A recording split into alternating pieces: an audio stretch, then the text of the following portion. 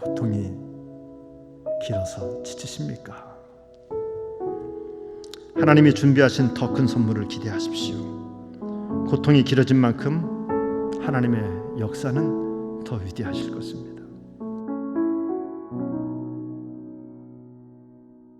성경은 우리들에게 아픔에 대해서 뭐라고 말을 하고 있을까요? 성경은 아주 적극적으로 아픔에 대해서 다루고 있는데 그것은 뭐냐면은 아픔을 직면하라는 거예요. 여러분, 십자가는 아픔의 결정체입니다.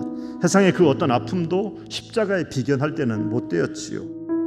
예수님께서는 십자가의 고통이 너무나 컸습니다. 그런데 그 십자가의 모든 고통, 견딜 수 없는 고통이 컸음에도 불구하고 이 고통 자체가 하나님의 경륜 속에 담겨져 있는 것을 알았기에 하나님께 이렇게 누가복음 23장 46절에서 이렇게 기도합니다. 아버지, 내 영혼을 아버지 손에 부탁하나이다. 아버지 손에 부탁하나이다. 이 고통은 하나님 손에 있습니다. 그러니 내 영혼도 하나님 손에 다 부탁합니다 라고 말씀하고 있는 겁니다. 성도 여러분, 예수님이 겪는 이 고통을 통해서 하나님의 역사가 나타나지 않았습니까? 그것처럼 오늘 여러분의 인생이 제가 겪고 있고 여러분이 겪고 있는 이 민족이 겪고 있는 이 아픔 통해서 하나님의 역사는 나타나게 될 줄로 믿습니다. 오늘 요셉의 이야기를 들어보십시오. 하나님이 큰 구원으로 당신들의 생명을 보존하고 당신들의 후손을 세상에 두시려고 나를 당신들보다 먼저 보내셨나니 라고 7절 말씀하고 있습니다. 애굽의 총리 대신이 되어서 자기를 애굽으로 팔아넘긴 그 형제들을 만났을 때 요셉이 한 말입니다. 하나님이 내 고통마저도 하나님이 역사하셨습니다.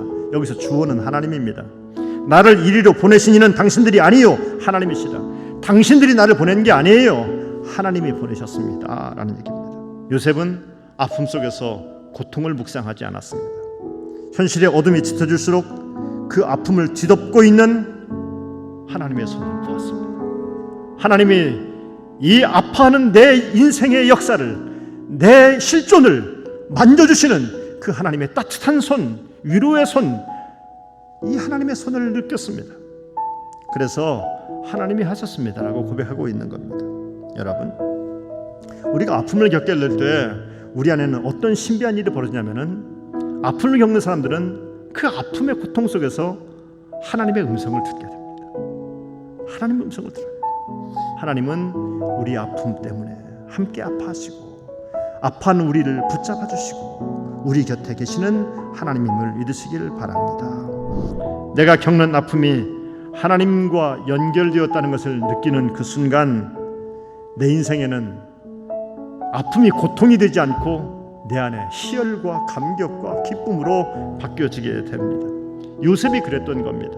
얼마나 힘들었을까요? 보디발의 집에 가서 종살이할 때 얼마나 힘들었을까요? 보디발에게 인정을 받았다가 보디발의 부인 때문에 누명을 쓰고 깜빵 갔을 때 얼마나 고통스러웠을까요? 감옥에서 자기를 도와주겠다는 사람이 자기를 다 모른 채 했을 때 얼마나 배신감 느꼈을까요? 얼마나 고통스러운 세월을 보냈을까요? 채색 옷을 입던 그 금쪽 같은 요셉이 이런 고통을 당할 때 얼마나 괴로웠을까요? 그런데 요셉이 그 고통 속에서, 그 아픔 속에서 하나님께서 나를 만지고 계시는구나, 하나님의 손 안에 내가 있구나를 깨닫고서 요셉이 깨달았던 진리, 당신들을 나를 해하려 하였으나 하나님은 그것을 선으로 바꾸셨습니다. 창세기 50장 20절 말씀입니다.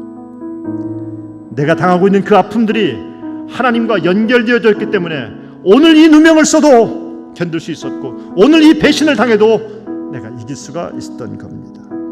우린 이것을 사도 바울의 표현대로 말하면은 모든 것이 합력하여 선을 이룬다라고 하는 말로 설명될 수 있을 것입니다.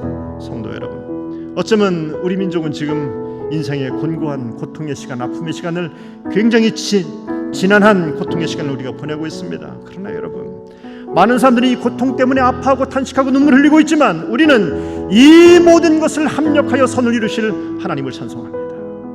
하나님의 계획 속에 이 아픔이 있음을 믿기에 다른 사람처럼 울지 않습니다. 오히려 기뻐합니다. 하나님의 선하심이 우리 아픔을 다룸으로 고통을 견딘 다음에는 우리 인생은 걸작품이 됩니다. 에베소 기자의 표현처럼 포에마, 우리는 걸작품이 됩니다.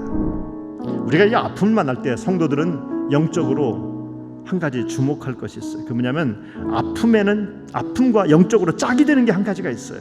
아플 때는 이 짝이 반드시 있어야 돼요. 그게 뭐냐면 기도입니다. 오늘 우리는 고통 때문에 지겨워합니다. 지쳐하고 있습니다. 그러나 여러분, 이 고통의 긴 시간 하나님이 우리를 훈련하시는 하나님의 미션이 뭘까요? 그것은 이 긴 고통의 시간에 너희들의 기도가 길어지기를 원한다. 기도가 습관이 되기를 원한다라고 하나님은 말씀하고 있습니다. 그래서 앞으로 너의 인생 내내 오고 또 오는 수많은 고통들을 만날 때마다 이 고통들을 기도로 이겨나가면서 고통 가운데 역사하신 하나님의 능력을 경험하면서 네 인생을 자꾸만 걸작품으로 만들어 가실 하나님과 함께 살아가는 법을 체득하라고 하나님은 우리에게 말씀하고 있습니다.